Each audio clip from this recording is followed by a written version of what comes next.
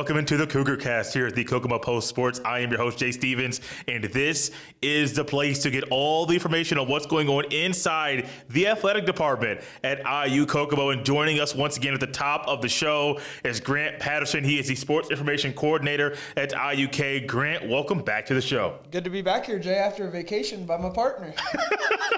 Yes, normally we talk about Grant going out and being a traveler across the U.S., and I'm the one that leaves the country. Just got back from a honeymoon with my wife and went on a cruise to the Bahamas, Nassau, Princess Cays. If you haven't been on a cruise yet, you guys need to go. I'm trying to talk Grant into going as we speak because it's definitely worth your money. Yeah, I mean, it may be worth my money, but two things. A, I don't have a whole lot of money right now. And B, I'm not sure I ever want to leave the country, especially on a boat. Whoa. Not leave the country? If I leave the country, I want to go to like Australia or something. Like, I'm a big tennis fan. Like, my idea of leaving the country is to hit the Australian Open, which is going on right now in Australia, and then Wimbledon in England and stuff like that. If I'm leaving the country, it's probably for a sporting event, knowing me. You know, that sporting event thing, leaving the country for that is definitely a fun one. I know you're a Purdue basketball fan, and if they're ever in Maui, be able to get back there in the future, or maybe Battle of Atlantis, maybe. Yep. One of those two would be great. I'm comfortable going to those places without sporting events, but Grant, if it takes a sporting event to get you to Hawaii, I say Maui. Like, I know it's part of the U.S. Bear with me, guys. That's exotic to me. It is exotic. But if it takes a sporting event to get you to one of those places, so be it. Go ahead and do it. Yeah, maybe that'll be what opens my eyes, and maybe my future wife will be appreciative after I go to that sporting event. So maybe I'll be more willing. Maybe. We normally on this show have opened up with a lot of basketball, men's basketball, women's basketball at IUK. But we're going to push that back to the later portion with Grant here on the show because there's a lot of good things going on inside the track and field teams, men's and women's, in the indoor side at IUK. And Grant, I believe it was Friday, they went up to Fort Wayne and did some amazing things. Yeah, coming into the weekend, we had one national qualifier. It was Nick Anders. He hit the A standard in the race walk. So we had one going into this weekend, and we more than doubled that with three more this weekend hitting standards. All three of them hit B standards. So starting on the men's side, you had Ethan Carmine. He also qualified. He hit the B standard in the race walk. So two men in the race walk. And then we now have a female, Maddie Dotlich, in the race walk. So she qualified with the B standard. And then Sydney Duncan, I think everybody's been pretty impressed with her. She, in the shot put, hit a B standard, and she's just a freshman. So this is I think it's her third meet, and she's already qualified. I think that's pretty impressive in her college career, and I think the sky's the limit for her, not only this year, but in the future. There are things that we'll talk about later on in the show with Josh Colvin, the head indoor, outdoor, cross-country coach at IUK for track and field as well. And so we'll do some more of that stuff. So maybe you're wanting to know about the A standard, B standard. Those are qualifications for the national championship track and field meet for the indoor. We'll get more clarification from that with Josh Colvin later in the show. You mentioned Duncan, you mentioned Dotlich. I hope I said that name correctly. I struggle with some names, but I hope I got that one right. You mentioned, I think, Carmen. There were some other people there that I saw that did some good things there as well. Not just maybe not making it and qualifying for the national meet so far. There's still time to do that. But who else would you like to highlight for how well they performed in this meet? Yeah, well, considering that I don't write the recaps for men's and women's indoor track and field, I remember a few names. A few names stood out to me. I know Julian Wallace had another strong meet. I think he bested one of his own school records. And then sophomore Tanner Gibson, I think he may have set the new school record in the long jump. So that was impressive from him. And then on the women's side, I know freshman Rebecca Ankrum. Kokomo Tipton battle this weekend. She's a Tipton product. So I think that was a great piece of recruiting there to snag her, keep her local, because she's going to do great things for our program as well. You know, I saw one last person I want to highlight here really quickly, and I saw that Evan Gaylor, I believe is his name. Yep. I thought you wrote the write-ups for that, so I was going to come on here and praise you for the great write-up for both meets here. But his brother holds a school record in, I think it's shot put. Correct. And now Evan is currently in second place. So we talk about a lot about records that are broken in track and field so far in the indoor portion of this track and field season.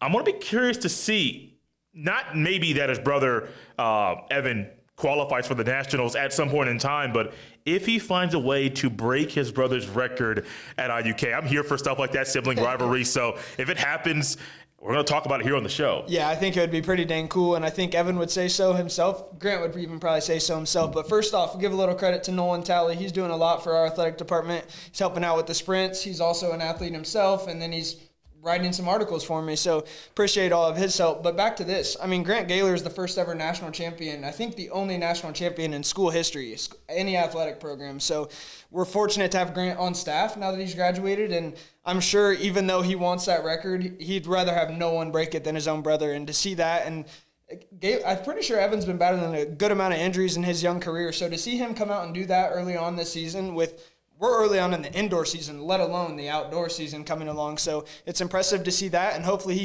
he can continue to build. This week, indoor track and field have another meet. It's actually another Friday. It's a week after the last one.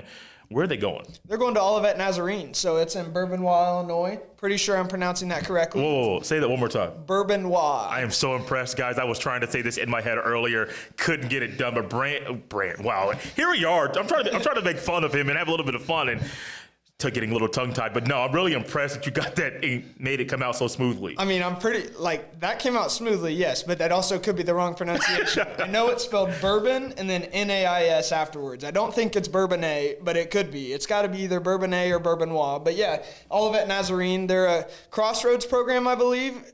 WAC?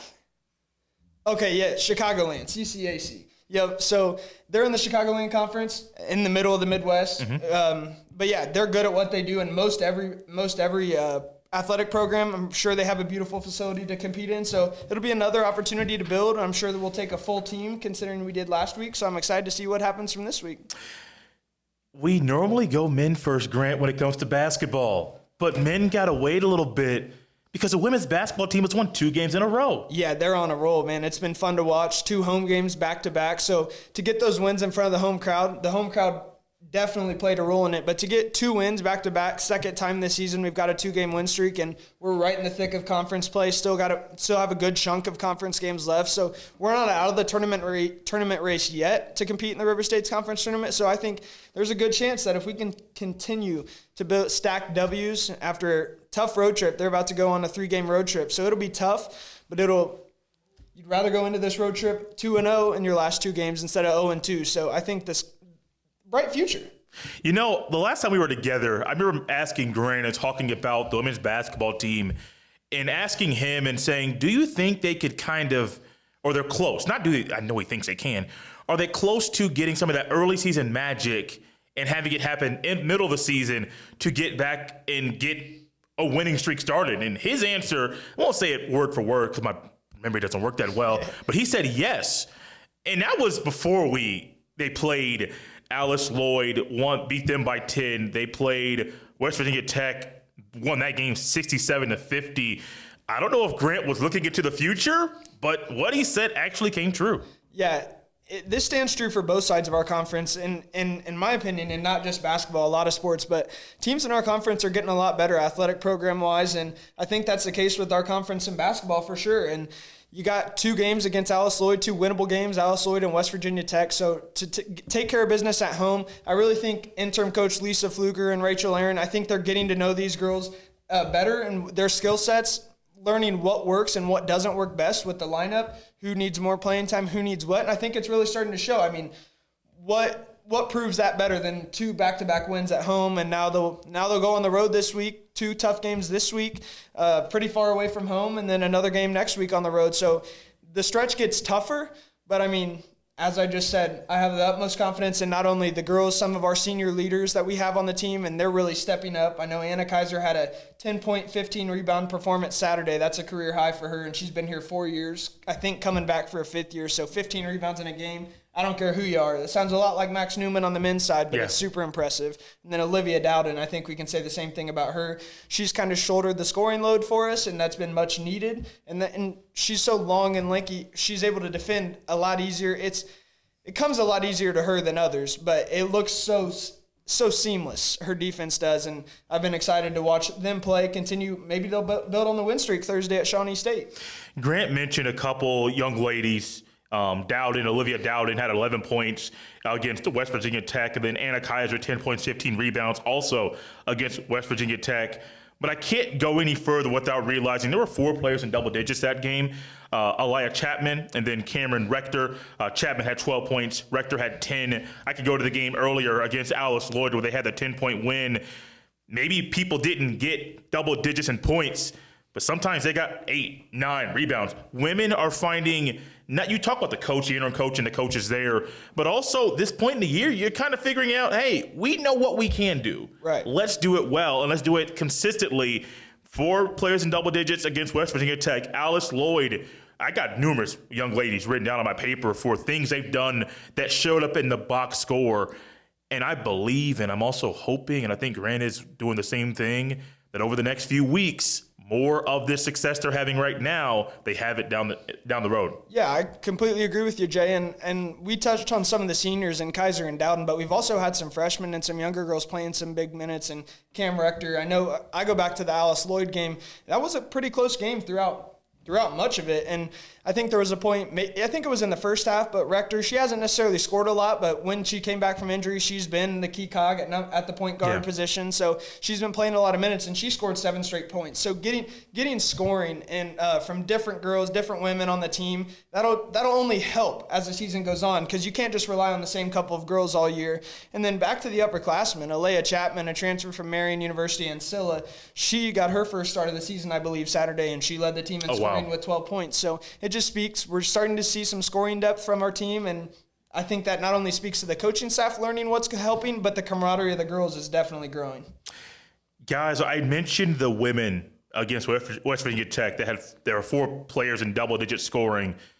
Ahead of that in my paper, in my notebook, and I had to write a lot of notes down for today because there's a lot of good stuff going on. There were 5 players on the men's side against Alice Lloyd that were in double-digit scoring in that game. The outcome of that game was a Cougars win 101-69. Grant, I think that game was at home as well. Correct. What kind of stands out from that game? It was a dominant win. We've kind of seen, I wouldn't say inconsistent, because like I said, our league has gotten so much better than it has been in years past, but the Cougars men's squad has struggled to find some consistency. Conference-wise, ever since losing the first 2, they won, I believe, 3 in a row, and then we've kind of lost one. Yeah. And last Saturday, 2 Saturdays ago from now, we actually lost to the league leaders SMWC at home in a tight game. They hit a 3-pointer with 30-some seconds left to win the game, take the lead. So that's a tough loss, but then to bounce back Thursday and win by 32 points, I believe, I mean, that tells you all you need to know. We were able to get a lot of young guys that don't often play, some minutes. I know Hayden Ulrich, a freshman from Mississinawa, drained 2 threes in the final couple minutes. So seeing guys taking advantage of the playing time and getting guys some valuable rest that are working their butts off. So it's nice to see guys like Noah Harris, Max Newman, Hunter Jackson, those guys that we rely on, Chris Chin, we rely on them to play such big minutes. Delda Myers is another one. Just to see them get some time off ahead of that Saturday game against WVU Tech, that was key. And even though that game against WVU Tech didn't go our way, we know that's one of the better squads in our conference, and we'll get better from there.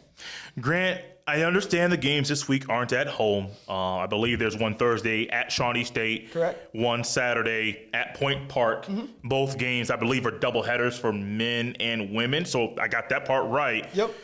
And I know I've actually sent you texts before. Watching games that are broadcast online, that are streamed when they're at home, are the games on the road streamed online as well? Yep, for sure. Just yesterday when I was working on the website, I got all those links up. So if you're driving down the road and you don't have time to watch a game, you can click on the live stats link on our website at iukcougars.com, or you can watch I'm pretty sure both games are free this week. Okay. Some schools in our conference will charge for the stream, but I'm pretty sure both are free. So Thursday night, the women play at 5:30, the men play at 7:30 at Shawnee State, and then Point Park, that'll be a big-time battle both in the men's and women's side. Really, Shawnee State will be as well. Both of those teams are – Shawnee State's a first-year member of our conference, but they've started strong, and then Point Park is – even though they're not in first in the league right now, I believe they are the most talented team in men's basketball in our conference. So they're ranked 21st in the nation. Both of those games will be streamed as well. So check out our website. And, yeah. Grant, when is the next time these two teams will be playing at home? Yeah, so women's basketball is on a 3-game road trip. Next Tuesday, they'll head to Oakland City, but next Tuesday night, we'll welcome Oakland City's men's team. So I think the women's team comes home next Saturday, so a week from this coming Saturday. It'll be February 3rd, I believe. And then the men's team will be home next Tuesday against Oakland City at 7 p.m. So that's just a one game, no doubleheader. But Oakland City's a well-coached team and should be a battle. We need all the fan support we can get. So basketball-wise, there's a lot to look forward to. Women's are playing well. I have full faith in Eric Eckelbarger and his staff to turn the corner, get going in the right direction, and then our track and field program will be on the road this weekend. I'm excited to see what other records they can break and other things they can accomplish. Is there anything you would like to leave the people with about what's going on right now at IUK?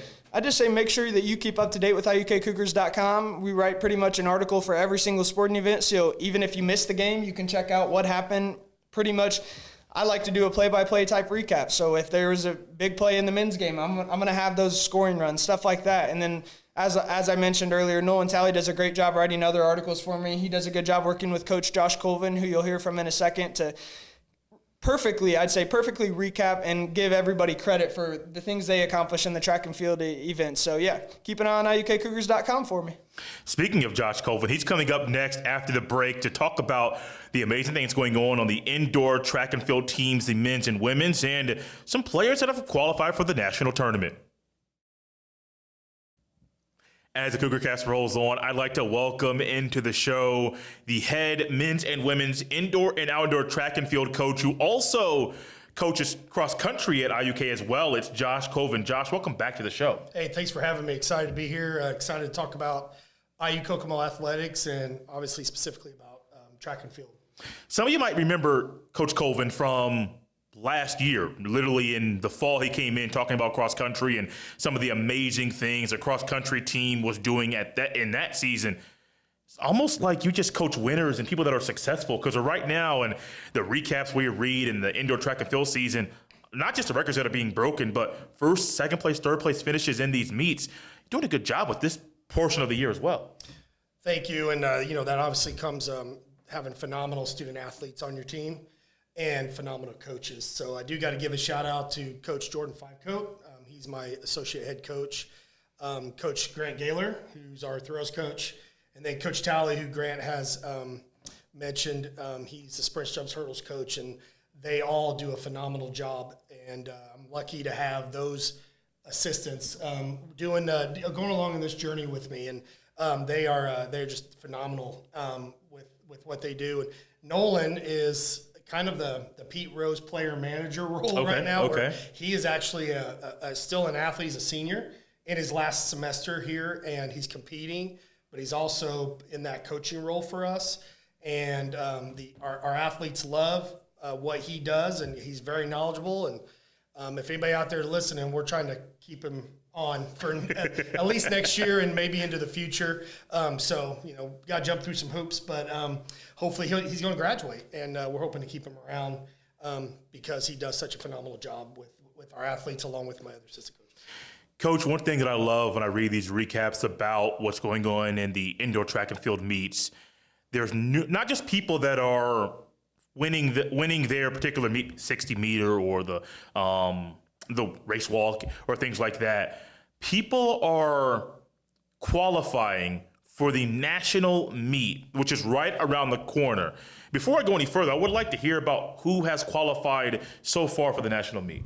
Gotta go with the glasses, like Tony Kornheiser. Oh, yeah, go for it. We've had 3 indoor track and field meets so far up to this point. We would have had 4 a couple weeks ago. Weather canceled a meet, so it's where we're at.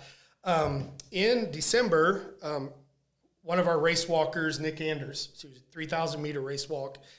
He hit the NAIA standard with a time of 14:18. And then Friday, we were up at Indiana Tech, and we had 3 national qualifiers.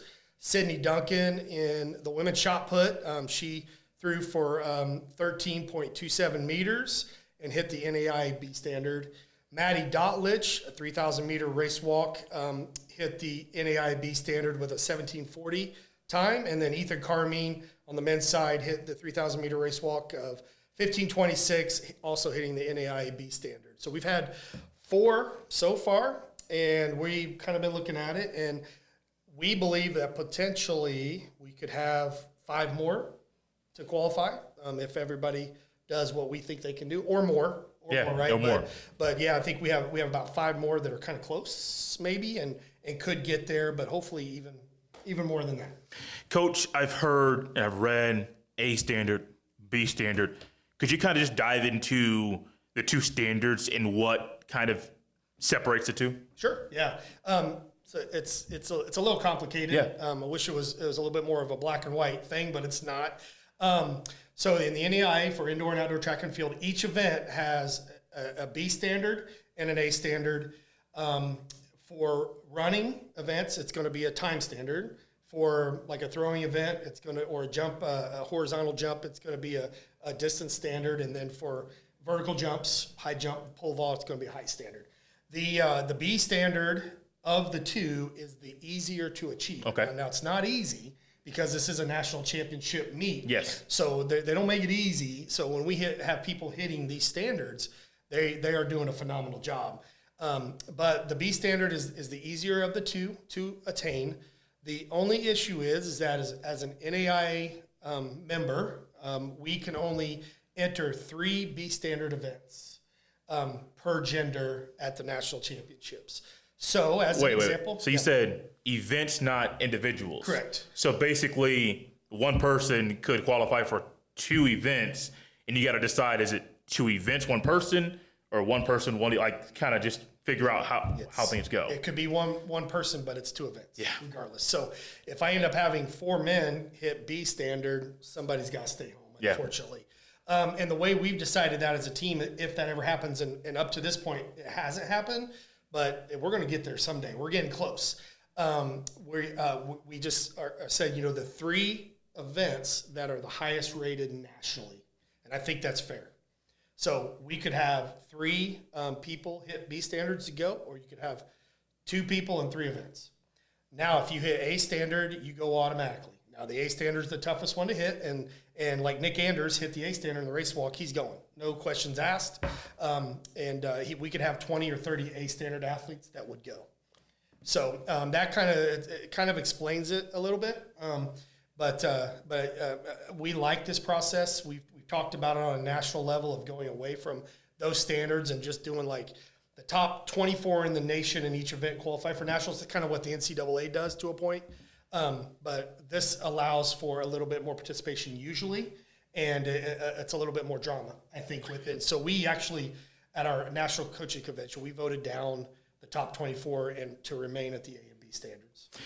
How do you see the athlete to coach use the A and B standard to push themselves in meets? Yeah, I mean, they come out, I think they come out about every October, November. We do have a national standards committee that determine, what each standard should be. And that is not an easy job. I would never want to be on that committee personally because you can't win. Right. You're trying to predict the future. Because what you're looking at is, the shot put, the women's shot put. Well, okay, how was it last year? How was it 5 years ago? And you're trying to okay, now we think this is a good standard to where we could get, I think the goal for those standards is try to get, between 20 and 30 athletes to in each event. But if you go way too low, you're going to have 50-some people throwing shot put at the nationals. Yeah. It kind of waters it down. Or if you're too tough, you may not get 20. But most of these events do have a safety net of if you don't hit, and 20 is the safety net for most of these events. So if you don't end up having 20 people hit the shot put A or B standard, you fill the field. So then you start going, who's hit standard? Okay, 16. Now the next 4 best can now go to nationals. And we've done that in the past. Last year we had a young man in the 600, and we had a young lady in the mile. They didn't hit standard, but they filled the field. But we do that every single year with the standards. Yeah. And they change, and sometimes they get tougher. The women's shot put got tougher. So what Sydney has done is pretty awesome. And then some of the events actually got easier. That word awesome comes to my mind because you and I talked a little bit before we started the show. I went back and read some of the recap, and I keep seeing people breaking school records. Like, we talk about people making nationals. That's great. I even saw a kid who's in second place in the school record books behind his brother, who is currently, how many first? Kind of 2 things. How many people have broken records so far this year? And then who do you think is right behind them that can break a record that was broken this year? Right. So to a little bit of history, our track and field program is starting year number 7. So we're a really, really young program. So, and the first 2 years were really our cross-country runners running track.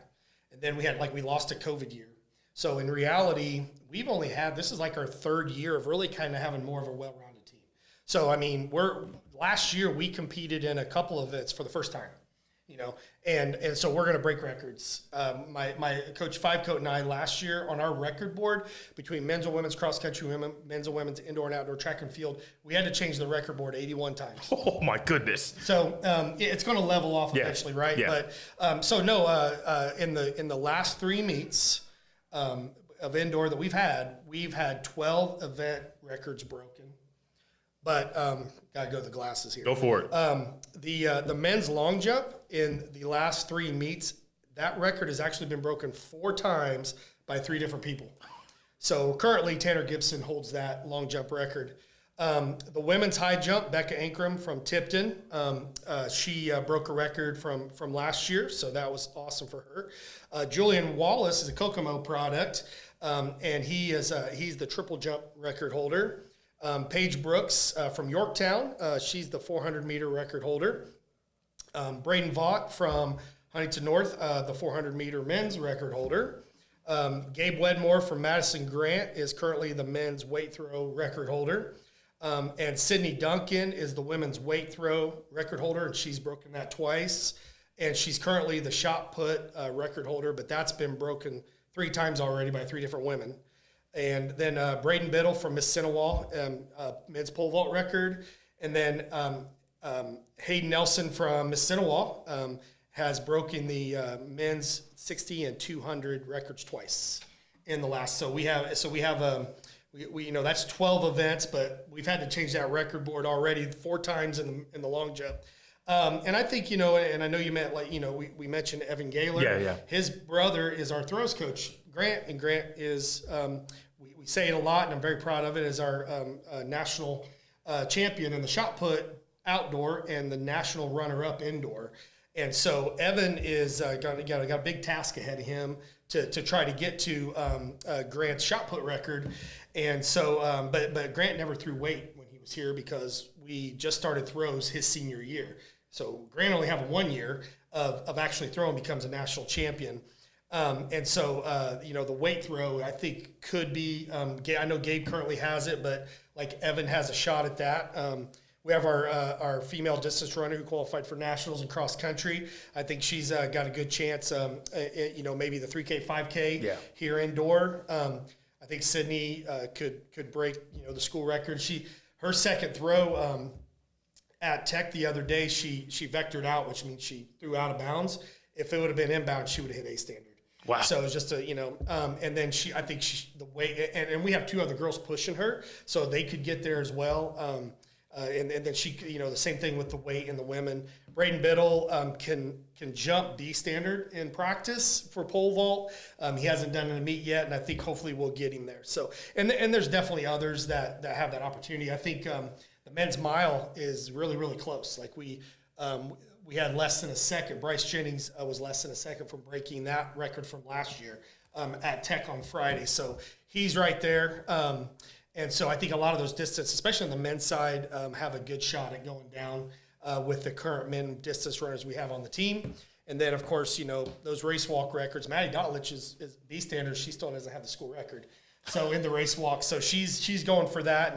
And Nick, of course, is the men's school record holder in the race walk. But Ethan's right there on him, and maybe they could battle that out too at some point. So as you sit here and read this off, and these athletes, their stories, their background, people that you've recruited to compete at IUK, what goes through your mind when you think about all these athletes this season that have broken records? Yeah, I mean, first of all, I just feel blessed that these. So kind of going back to it, of the 12 records that have been broken this year, 9 of those event records are freshmen right now. That's insane. Yeah, 9 are freshmen right now. So our future is looking really, really good from moving forward. But to go back to current, these freshmen, they had a lot of choices of where they wanted to go to school and where they wanted to compete in track and field, and we were blessed that they chose us.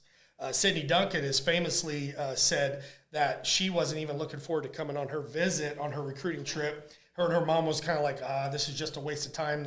And then she got here and fell in love with it and committed. And others have said that, like IUK, it's probably in a strip mall on the side of the road. People come and they realize this is a real college campus. And the fact that we have 0 facilities for track and field, indoor and outdoor, that we use. I mean, our throwers are up at Taylor High School's gym upstairs throwing on, up behind their bleachers, because we don't have an indoor facility to throw in. That's a track and field facility. So we do what we can, and we make it happen. And I've said it before, call ourselves a blue-collar program because sometimes we have to scratch and claw for everything that we have and everything we need. But we make sure that they are well prepared to go to these meets that we go to. And when we go to these meets, we are competing against the best in the nation. I can say NAI, I can say D3, D2, and we compete against D1 schools here and there. So when we go to these meets, they're ready to go. Coach, down the road, I would love to at some point have athletes that maybe weren't really enthusiastic about coming on the visit. Then they get there like, oh, I really enjoy this place. How about we come and compete here? Right. I would love to have some of them on the show down the road to hear those stories, those real life stories, and to hear why from their mouth, why they chose IUK. We got to hear an athlete earlier, and I think it's a lot the impact you have on not just the athletes, but the individuals on how they compete, but also as they mature as adults. What are some last comments you have about what's going on right now inside the indoor track and field team? I just think, we're all like a big family, and I know a lot of people say that and a lot of teams say that, but we just try to uplift each other in practices. Like right now, because of the weather, we're almost all together we do have a fitness center on campus, and it does have a track. It's 133 meters around, so 12 laps to a mile. You can't do a whole lot with that, from a speed standpoint, or even our distance runners can't really get going up to speed because they'll end up in the wall because it's a smaller track.